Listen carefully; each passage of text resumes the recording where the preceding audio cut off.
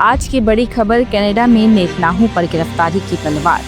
Canada का ऐतिहासिक फैसला आ गया है। जी हां, कनाडा के प्रधानमंत्री मार्क कार्नी ने सार्वजनिक रूप से पुष्टि की है कि उनका देश अंतर्राष्ट्रीय आपराधिक न्यायालय यानी कि ICC के गिरफ्तारी वारंट को लागू करेगा। ये नेतन्याहू के लिए सीधा खतरा बन सकती है, क्योंकि कार्नी ने स्पष्ट किया है कि अगर इजरायली प्रधानमंत्री बेंजामिन नेतन्याहू कनाडाई धरती पर कदम रखते हैं तो उन्हें ICC के आदेश के तहत तुरंत गिरफ्तार कर लिया जाएगा। रोम संविधि का पालन की बात की जाए तो कनाडा ICC की स्थापना करने वाले रोम संविधि का एक हस्ताक्षरकर्ता और सदस्य राष्ट्र है। ICC के सदस्य के रूप में कनाडा अंतर्राष्ट्रीय कानून के तहत वारंट को तामील यानी कि इन्फोर्स करने के लिए कानूनी रूप से बाध्य है। ये कनाडा की अंतर्राष्ट्रीय प्रतिबद्धता का हिस्सा है। ये वारंट 21 नवंबर 2024 को ICC द्वारा जारी किया गया था। गिरफ्तारी वारंट के आरोप की बात की जाए तो नेतन्याहू के साथ साथ इजराइल के पूर्व रक्षा मंत्री योव गैलेंट के खिलाफ भी ICC ने वारंट जारी किया था। प्रमुख आरोपों के तहत बात की जाए तो दोनों नेताओं पर गाजा संघर्ष के दौरान युद्ध अपराध यानी कि वॉर क्राइम्स और मानवता के खिलाफ अपराध यानी कि क्राइम्स अगेंस्ट ह्यूमैनिटी करने का आरोप है।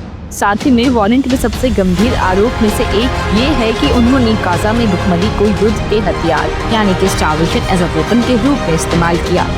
इन पर नागरिकों को जानबूझकर निशाना बनाने और अन्य अमानवीय कृत्यों का भी आरोप है।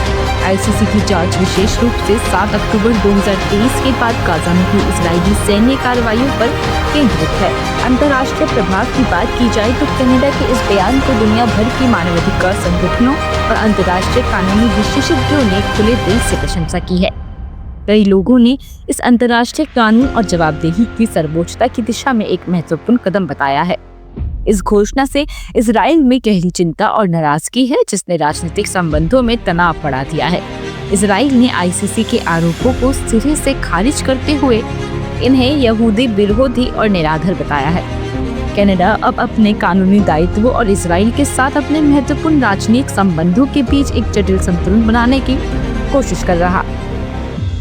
साथ ही आपको बता दें कि इस वारंट के कारण नेतन्याहू अब 124 ICC सदस्य देशों में से किसी में भी सुरक्षित रूप से यात्रा नहीं कर सकते। ये वारंट अंतर्राष्ट्रीय मंच पर नेतन्याहू के अलगाव को और बढ़ाएगा। ICC के पास अपनी कोई पुलिस बल नहीं है, इसलिए वे सदस्य देशों के सहयोग पर निर्भर करता है। कनाडा उसी सहयोग का उदाहरण है।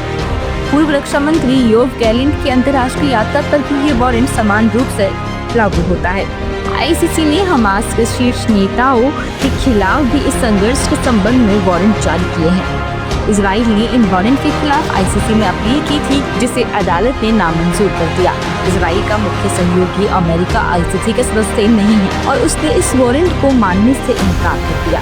ब्रिटेन, इटली और नीदरलैंड जैसे कुछ अन्य पश्चिमी देशों ने भी ICC वारंट का पालन करने की बात की है। इजराइल अब राजनयिक माध्यमों से कनाडा और अन्य देशों पर इस निर्णय को पलटने के लिए दबाव बना सकता है।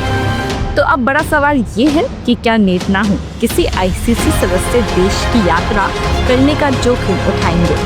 आज के लिए इतना ही। ऐसी ही और खबरों के लिए देखते रहे GNT क्राइम मेमो टॉक। धन्यवाद।